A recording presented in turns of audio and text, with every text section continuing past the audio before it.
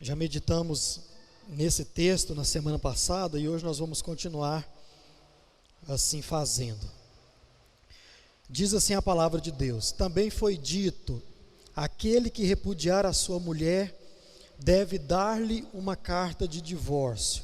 Eu, porém, lhes digo, quem repudiar a sua mulher, exceto em caso de relações sexuais ilícitas, a expõe a se tornar adúltera. E aquele que casar com a repudiada comete adultério. Essa é a palavra de Deus e vamos procurar nessa noite extrair aquilo que eu coloquei como o espírito da lei, ou vamos entender a palavra, as palavras de Jesus. Esse é o tema da nossa reflexão de hoje: divórcio, entendendo as palavras de Jesus. Irmãos, então nós vamos lá. Eu separei esse sermão em dois sermões, em duas partes, hoje e no próximo domingo. Por quê? Como nós falamos aqui no domingo passado, esse é um tema muito complicado de se pregar, divórcio. Como disse, dificilmente você vai se lembrar quando você ouviu uma palavra, uma pregação sobre o divórcio. Eu desafio a você a se lembrar aí. Acredito que não vai.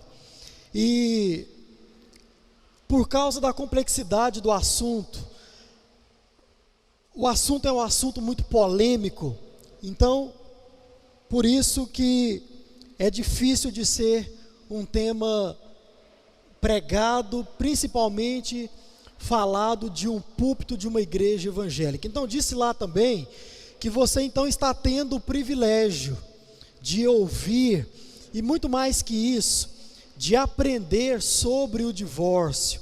Então, se você não ouviu o sermão de domingo passado, ouça lá, e você vai pegar todo o pensamento a respeito desse assunto muito polêmico, pouco comentado. E disse também que dificilmente nós falaremos sobre esse tema de novo, dificilmente. Um dos principais motivos não é a sua dificuldade, porque, como diz, nós vamos procurar entender todas as minúcias desse assunto, mas nós não falaremos novamente, por assim dizer, ou principalmente nesta igreja, por causa de outros planos a nível de pregação, e também porque certamente nós já vamos tratar aqui dos principais assuntos, do principal conteúdo que está envolvido o tema divórcio. Por isso, eu quero chamar muito a sua atenção para essa mensagem, para que você fique atento, porque nós vamos aprender duas coisas. Primeira coisa, vamos ver o que é que os escribas e fariseus ensinavam acerca da lei do divórcio. E depois nós vamos meditar naquilo que Jesus queria ensinar, falando essas palavras que está dito aí no seu texto. Um texto pesado, um texto duro, um texto de difícil compreensão, mas como diz, estamos caminhando sobre esse tema com calma, com tranquilidade, para que nós possamos entender todos os pormenores, tá certo, irmãos? Então, a nossa conversa sobre o divórcio, praticamente ela se dá, todo esse assunto, domingo passado, esse domingo e o domingo que vem, ele se dá sobre três aspectos. Primeiro, entendermos o porquê dessa lei e o que essa lei ela significa. Então, domingo passado nós aprendemos exatamente isso, o porquê de uma lei chamada lei do divórcio, o que essa lei trouxe. Domingo passado nós aprendemos. Segundo, ver o que os escribas e fariseus ensinavam a respeito dessa lei, e também ver o que Jesus quis ensinar quanto a tudo isso que está dito aqui nesse texto e também em outros textos que nós vamos meditar aqui. Domingo passado, irmãos, nós vimos sobre a lei propriamente dito, e nós então respondemos o porquê da existência de uma lei como essa. O propósito de Deus era o casamento, o propósito de Deus era a união eterna, enquanto durar aqui nessa terra, de um homem e uma mulher. Então, por que de uma lei chamada lei de divórcio? Nós meditamos sobre isso no domingo passado e também fomos além. O que uma lei como essa, ela significa e mais além ainda, o que uma lei como essa pôde trazer de bom, por assim dizer. Vimos duas coisas. Primeiro, vimos acerca do divórcio versus o adultério. E disse lá no domingo passado que quando nós pensamos em o porquê de uma lei chamada lei do divórcio, talvez a primeira coisa que nos vem à mente, e talvez isso por causa das palavras do próprio Jesus, seria por causa do adultério. E nós então vimos que uma coisa não tem nada a ver com a outra, por um motivo muito simples. A lei do divórcio, ela não veio a existir por causa do adultério. Por quê? Quem era pego em adultério era morto, e ponto final.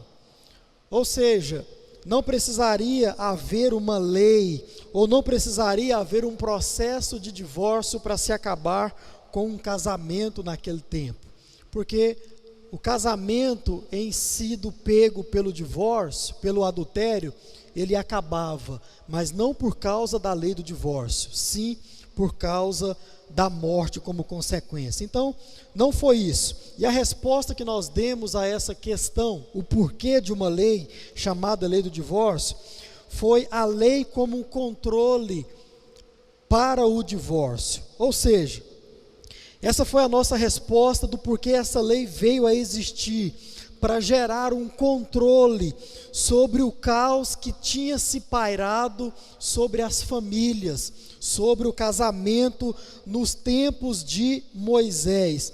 Controle primeiro, por quê? Porque o divórcio já existia, ele não veio a existir com essa lei, ele já estava acontecendo, o repúdio, a separação entre casais já estavam acontecendo. Agora, qual é o controle que o divórcio, ou que a lei do divórcio veio trazer? Porque o divórcio acontecia de forma desenfreada. Um homem se achava no direito de abandonar a sua esposa por um motivo qualquer. Segundo, controle, porque a mulher estava sendo usada, maltratada, e também poderia até ser morta por tudo aquilo que estava acontecendo no passado. Refresca a sua memória, uma mulher era mandada embora pelo marido, e sem uma carta de divórcio, se alguém chegasse nela e perguntasse, por que você foi repudiada? E ela iria dizer, não, simplesmente porque eu queimei o arroz. Isso, aos olhos dos homens, poderia ser uma desculpa, uma indecência. E ela diria isso então à sociedade, e a sociedade não acreditaria nela, porque a mulher não tinha vez naquele tempo, não tinha voz naquele tempo. Então ela seria certamente apedrejada e morta, porque iriam achar que ela teria cometido adultério. Então, irmãos, todos os pormenores de tudo isso está lá no sermão de domingo passado, e eu convido a você a acompanhar esse sermão, assistir esse sermão, para que você possa entender todos os detalhes dessa lei e o porquê que ela veio a existir.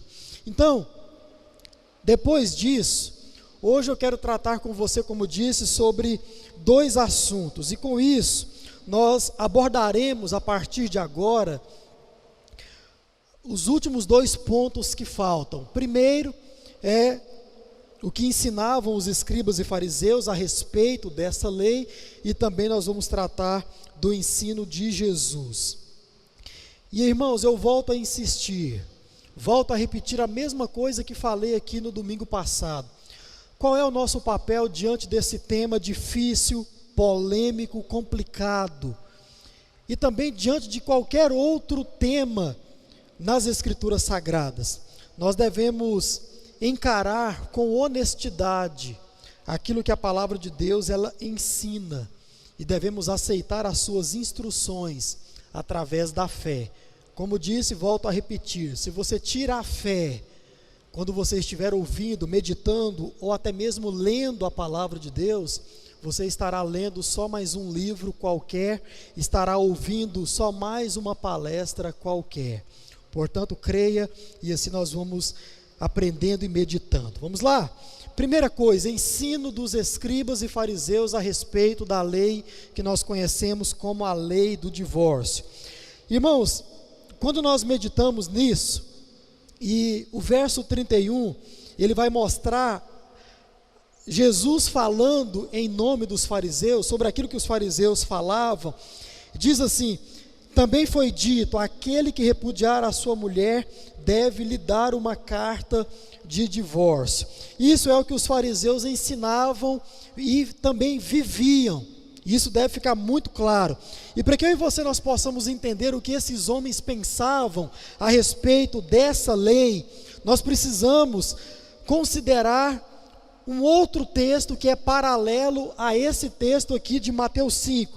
Para entendermos toda essa questão que falta, o que os escribas e fariseus ensinavam e também o que Jesus vai nos ensinar logo mais, nós devemos ler Mateus capítulo 19. Então abre lá, Mateus capítulo 19, a partir do verso de número 3. Esses dois textos andam juntos, eles tratam exatamente da mesma situação, um complementa o outro.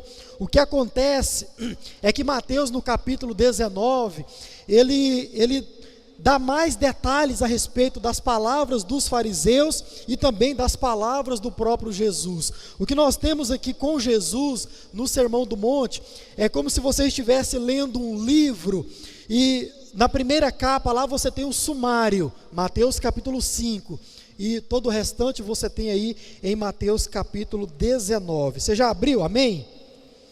Diz assim: alguns fariseus se aproximaram de Jesus e testando, perguntaram: é lícito ao homem repudiar a sua mulher por qualquer motivo? Jesus respondeu: vocês não leram que o Criador desde o princípio os fez homem e mulher, e que disse: por isso o homem deixará o seu pai e a sua mãe, e se unirá à sua mulher, tornando-se os dois uma só carne? De modo que já não são mais dois, porém uma só carne. Portanto, que ninguém separe o que Deus ajuntou. Os fariseus perguntaram: então por que Moisés ordenou dar uma carta de divórcio e repudiar a sua mulher? Jesus respondeu: foi por causa da dureza do coração de vocês que Moisés fez o quê? Fez o quê? Permitiu que vocês repudiassem a mulher, mas não foi assim desde o princípio. Eu, porém, lhes digo: quem repudiar a sua mulher, não sendo por causa de relações sexuais ilícitas, e casar com outra, comete adultério.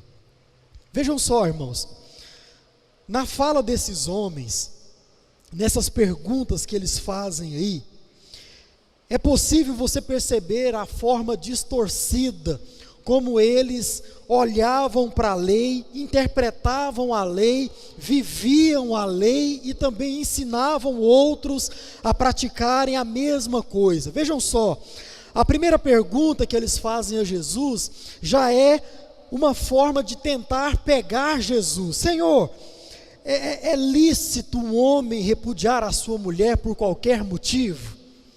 Olha só, a lei nunca ensinou isso, você aprendeu no domingo passado, e hoje vai continuar aprendendo. E eles mesmo assim trazem essa pergunta: pode um homem abandonar a sua esposa por qualquer motivo?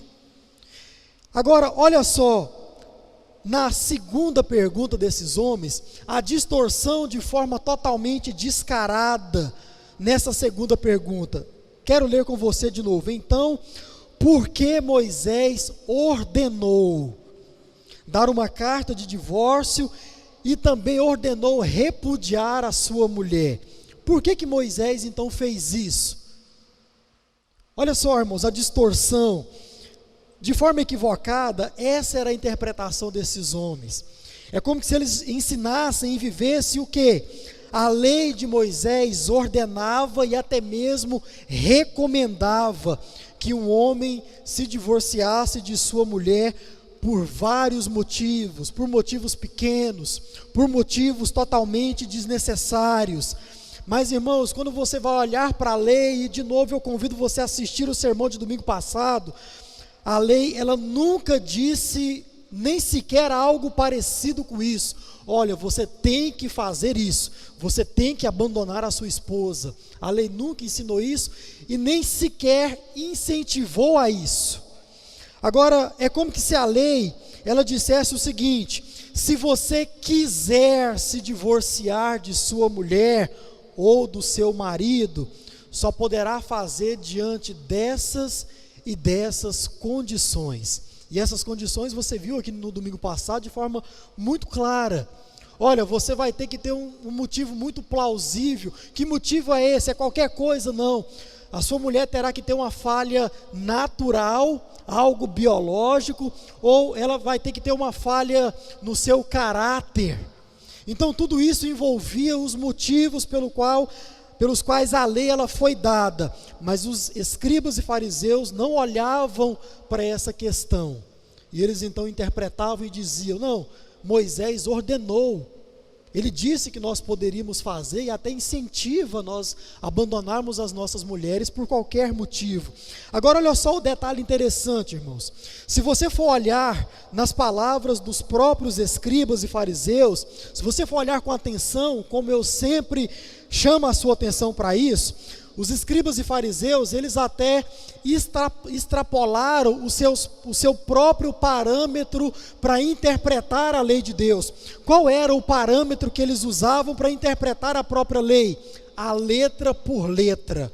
E eles então olhavam para aquilo que estava escrito e interpretavam ao pé da letra e acrescentavam algo a mais.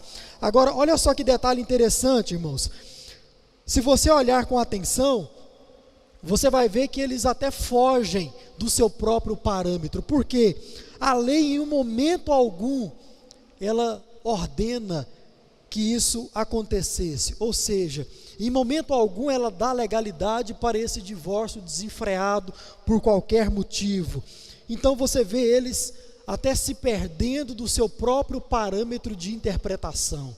Acabou, irmãos. É como eu falei para vocês aqui alguns domingos atrás. Se você deixa esse liberalismo, se você deixa o liberalismo teológico adentrar dentro da sua igreja, aquilo que você ouve por aí afora, em sendo palavra de Deus, irmão, logo, logo você desanda. Logo, logo, como eu falei aqui no início desse culto, você deixa de olhar para a palavra de Deus e dizer: esta é a verdade. Você deixa de fazer isso. Foi o que aconteceu com os fariseus. Eles já interpretavam de forma equivocada. Agora eles disseram aqui uma coisa que sequer a lei estava dizendo. Extrapolaram o seu próprio parâmetro de interpretação. Isso porque nem mesmo a letra da lei, ela ordena ou até mesmo recomendava o divórcio para o fim do casamento. Sempre foi a morte o fim para o matrimônio. Sempre foi assim. O que eles queriam, na verdade, com essas interpretações e ensinamentos, eram tão somente uma coisa, ouça com atenção. Eles queriam validar aquilo que eles estavam praticando e também aquilo que eles estavam ensinando. Ou seja, tudo isso, como eu ensinei para você no domingo passado, acontecia nos tempos de Moisés. No primeiro século, no tempo onde Jesus estava vivendo, isso também estava começando a vir à tona de novo. Eles começaram de novo a fazer as mesmas coisas que se faziam no tempo de Moisés acerca do casamento. Ou seja, eles estavam mais uma vez desmoralizando, eles estavam tornando o casamento fútil, algo totalmente desnecessário, algo totalmente capaz de ser desfeito por qualquer motivo. Por isso eles chegam aqui diante de Jesus e perguntam: Senhor, podemos fazer isso como a lei ensina, segundo eles? Então eles queriam, na verdade, validar aquilo que eles estavam vivendo e também ensinando outros a viverem. Ou seja, o divórcio por qualquer motivo, como acontecia, e ainda estava usando a lei de Deus para isso. Esse é o ensino dos fariseus a respeito da lei. Segunda coisa que eu quero tratar com você, e agora eu quero prender a sua atenção hoje e no domingo que vem, é para aquilo que o Senhor Jesus ele estava procurando ensinar para os seus discípulos quando ele então diz essas palavras, quer no texto de Mateus 5 e também no texto de Mateus capítulo 19. E nós vamos procurar entender os ensinamentos de Jesus. Então, irmãos, o que nós temos aqui? Jesus, ele quer com as suas palavras, como eu falei, duras, palavras difíceis de se compreender, ele quer destacar algumas coisas, ele quer pôr algumas coisas em evidência, que são muito importantes para o nosso entendimento cristão acerca do matrimônio, necessariamente falando. Veja só, a primeira coisa que Jesus ele quer nos ensinar, eu vou mostrar isso para você no texto, é sobre a santidade no casamento. Essa é a primeira coisa que Jesus ele quer mostrar com as suas palavras. Veja só, quando Jesus ele diz nos dois textos, quem repudiar exceto por relações sexuais ilícitas, quando Jesus diz isso aqui, Jesus quer chamar a atenção para a santidade no matrimônio. Preste muita atenção. Veja só, para responder os mestres da lei, quando eles fazem essas perguntas aí para Jesus, você percebe que Jesus ele retrocede o pensamento. Jesus ele retrocede o assunto. Jesus ele não entra naquilo que é assunto dos fariseus, para responder os fariseus. Os fariseus fazem essas perguntas aí, e Jesus ele volta muito antes, até mesmo da própria lei existir. Jesus não volta nem nos tempos de Moisés, Jesus volta lá no Éden. Se você for ler o restante do texto aí, você vai perceber isso de forma muito clara. Jesus ele volta quando o próprio Deus instituiu o casamento. Antes da própria lei, Jesus não dá moral para aquilo que os fariseus querem fazer com ele, que nós lemos aqui, que é pegar Jesus em uma falha, em um erro. Jesus não cai nessa, Jesus volta quando Deus então institui o casamento. Vejam só, Jesus ele não entra nessa conversa fiada. E por quê? Porque Jesus ele vai tratar direto da questão que importa. Jesus vai tratar direto do assunto principal. E a fonte da questão não é, irmãos, de verdade, se deve ou não haver divórcio. Quais são os motivos para esse divórcio? Isso você aprendeu no domingo passado. Esse não é o ponto. Jesus, quando ele volta lá no Éden, lá na instituição do casamento por parte do próprio Deus, ele está tratando da questão propriamente dita, da fonte, do início de todas as coisas. Irmãos, quando eu olho para Jesus falando algo assim, e como eu disse, o restante do texto aí vai dizer, você vai ver Jesus, ele voltando lá atrás, não foi assim desde o princípio. Vocês não leram que está escrito lá no Gênesis, Deus criou um homem e mulher. Jesus volta lá no início. Quando eu vejo Jesus tratando essas questões polêmicas, sérias, com seriedade, voltando ao início do problema, irmãos, eu me pego imaginando o quanto a nossa sociedade, ela trata dos problemas difíceis com coisas fúteis. Já parou para pensar nisso? Muitas vezes nós tratamos, dentro do casamento ou não, sobre assuntos muito sérios, mas tratamos com pontos que não são relevantes para resolver o problema. É por isso que muitos problemas no casamento não são resolvidos, porque você não consegue tratar daquilo que é a essência do problema. Você não consegue voltar lá atrás e ver onde aquilo se deu. Talvez esse problema ele continue acontecendo e ele está aí, sei lá, 10 anos, 5 anos acontecendo no seu casamento, e sempre que vocês conversam sobre isso, sempre que vocês trazem isso à tona, e geralmente isso gera uma briga, não se tem a capacidade de tratar da fonte da questão. E digo a você, se você não olhar para o principal, você não vai conseguir resolver isso, não vai conseguir. Nós temos essa tendência em querer resolver alguma coisa, não tratando do assunto principal, da questão principal. Qual é o ponto que Jesus ele quer frisar aqui? Não é a questão do divórcio. Jesus não está falando disso. Jesus está falando daquilo que foi instituído por parte do próprio Deus. Jesus está falando daquilo que é o ideal de Deus para a vida de um homem e de uma mulher dentro de um casamento. Ou seja, aquilo que eu uni, que não venha a ser você que venha separar. E por motivo nenhum. Veja então o que Jesus está tratando da fonte. É como que se Jesus estivesse perguntando, falando tudo isso para os escribas e fariseus: cadê a santidade que é requerida lá no matrimônio, no casamento, quando vocês deixaram pai e mãe e se uniram e se tornaram uma só carne? Cadê essa santidade? Cadê isso que foi instituído por parte do próprio Deus?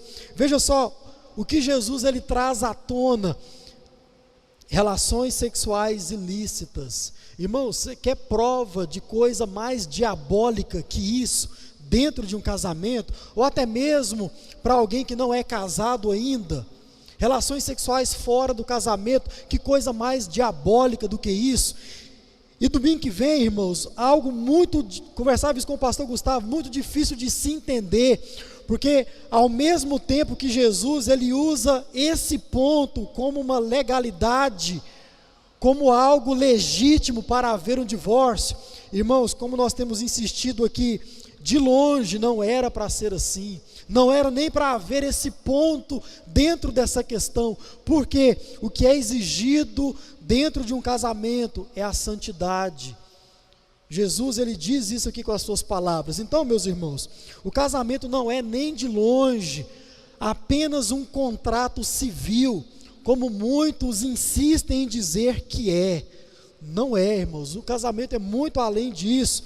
No casamento existe algo que acontece, que o torna totalmente indissolúvel, algo incapaz de ser desfeito, que é o ato sexual. Irmãos, quando isso acontece, o próprio Deus vai dizer: você se torna uma só carne com o seu marido, com a sua esposa.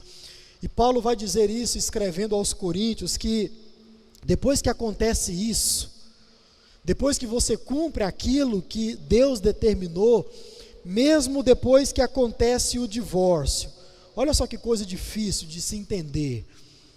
Vai dizer Paulo que a mulher nunca deixa de fazer parte do próprio marido, nunca, e vice-versa. Quem é divorciado, já teve outra relação sexual com outra pessoa, sabe do que eu estou falando aqui. Nunca você deixa de ter laços com aquela pessoa, jamais, porque o ato sexual dentro do casamento, ele foi feito primeiramente para tornar o homem e uma mulher uma só carne, e isso é para sempre, irmãos, acabou. Mesmo a legalidade que Jesus usa aqui, não vai desmanchar isso, não vai. E Jesus ele vai falar isso, Paulo vai concordar com isso em 1 Coríntios capítulo 7, leia esse texto, 6 e 7, Paulo continua falando do casamento, vai tratar também sobre o divórcio, lá no capítulo 7, muito interessante. Então, o nosso Senhor, ele volta ao ideal de Deus para o matrimônio. Lembra que eu falei aqui há alguns domingos, que o crente, ele tem um ideal de Deus para a sua vida, que é a santidade, que é a pureza. O crente ele sempre joga para cima, sempre aponta para cima. É exatamente isso que Jesus ele diz aqui, respondendo aos fariseus: olha, não tem nada a ver com o que vocês estão falando, não é esse o assunto principal, não é a lei do divórcio o assunto principal dentro de um casamento. O assunto principal é aquilo que Deus estabeleceu lá atrás, aquilo que eu uni, que não venha a ser o homem que venha a separar, principalmente por qualquer motivo. Então, o que está em jogo é a santidade dentro do casamento. Segundo e último, Jesus quer nos ensinar perseverança através do amor e do perdão. Olhem só, irmãos, os escribas e fariseus, eles ensinavam que a lei de Moisés, como você mesmo leu, ela ordenava que um homem se divorciasse de sua mulher.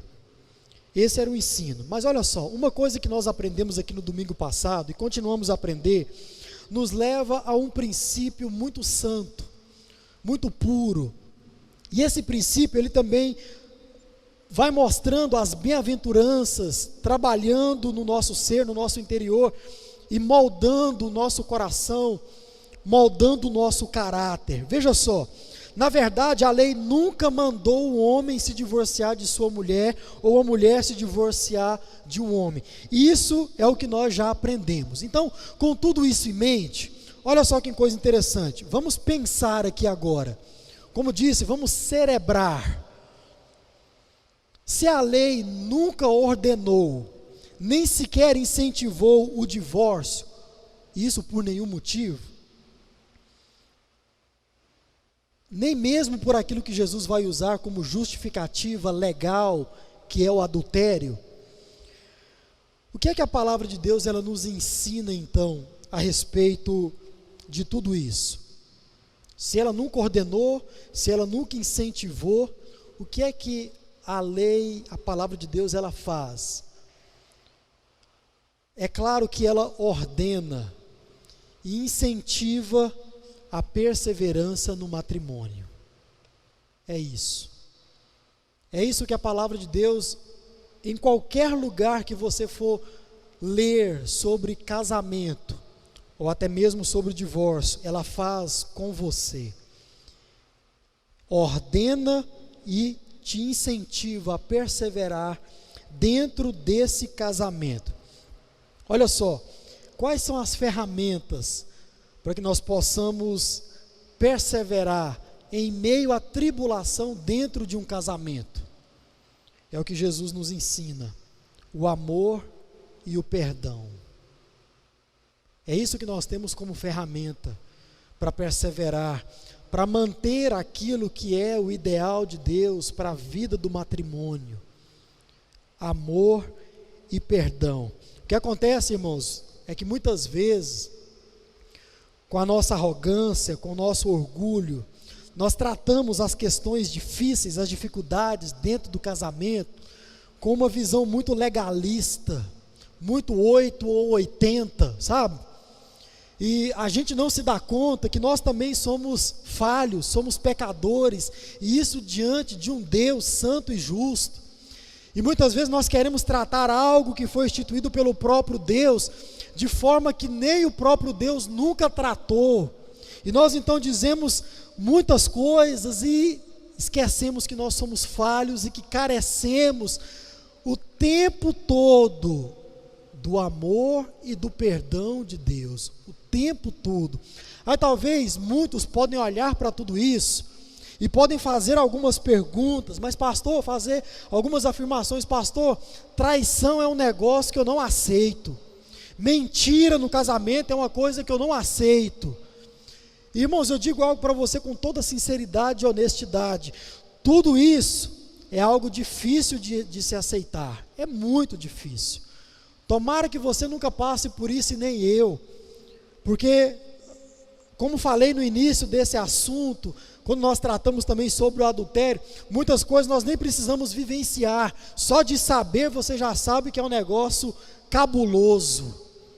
Agora olha só que coisa interessante, quando eu olho para tudo isso, e essa nossa arrogância, incapacidade por causa do nosso coração duro, como o próprio Jesus vai dizer, incapacidade de tratar as coisas como o próprio Deus trata, irmãos, nós precisamos imaginar o seguinte: olha só o que eu fico pensando quando eu olho para esse tipo de assunto.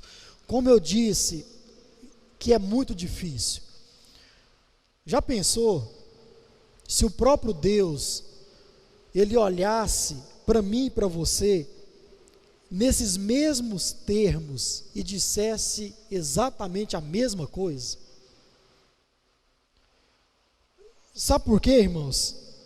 Já parou para pensar quantas vezes você mentiu para Deus? Já parou para pensar nisso? Já parou para pensar quantas vezes você tentou enganar ao Senhor? Já parou para pensar quantas vezes você trocou o Senhor por outras pessoas, por outras coisas? Já parou para pensar quantas coisas nós fazemos contra o Deus Todo-Poderoso? E se Ele nos mesmos termos nos tratasse da mesma forma como nós podemos tratar um casamento quando há uma situação de traição, de mentira. Já parou para pensar nisso?